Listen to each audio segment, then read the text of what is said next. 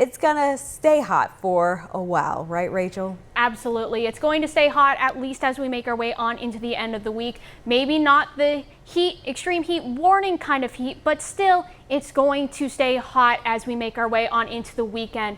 Unfortunately, we don't have a lot. We're still seeing those warm temperatures, but we are getting a little bit of relief from these clouds that are seeming to stick around quite a bit.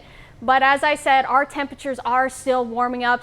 A couple are already entering those lower 90s, whereas most others are into those upper 80s. And that's just going to continue as we head on throughout the day today, as we are expecting temperatures to make their way on into the upper 90s. And it's going to stay hot, it's going to stay humid, and we're even going to be tying, if we do end up seeing that high, we're going to be close to tying our daily high temperature of 96 degrees, and those heat index temperatures are going to be up in the hundreds today. So it is important to make sure you stay hydrated, put on that sunscreen, and try and avoid the hottest parts of the day. As we make our way on into the evening, there won't be nearly as much relief either, as those clouds will be moving out as we make our way throughout the afternoon.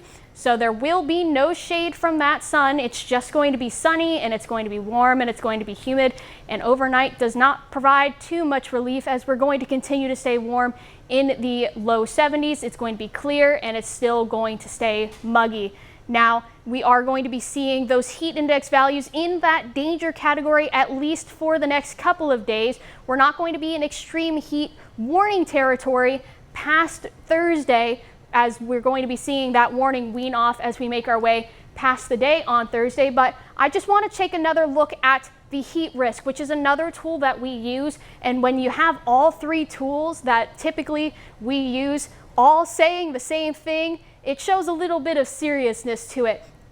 With our heat risk map, when we see this magenta purple color, that means that we are seeing long time periods of hotter temperatures, and that's been the case as we make our way throughout the week. Friday's even still a magenta, and even as we make our way on into Saturday, that extreme coverage is still going to be there, and we're only going to be seeing a little bit of relief as we make our way on into Sunday and Monday before we start to see things really take a step back as we make our way on into next week.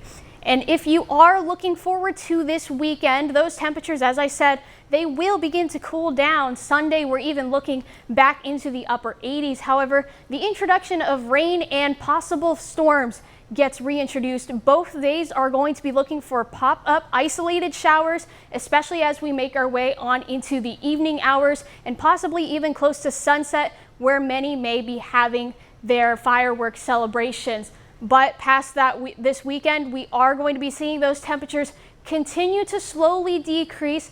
However, again, those shower chances are going to continue to stick around. Monday is very similar to how we were looking at for Saturday and Sunday. With Tuesday, we see those isolated showers early in the day. However, it does begin to dry out as we make our way throughout the day next Tuesday. Milena?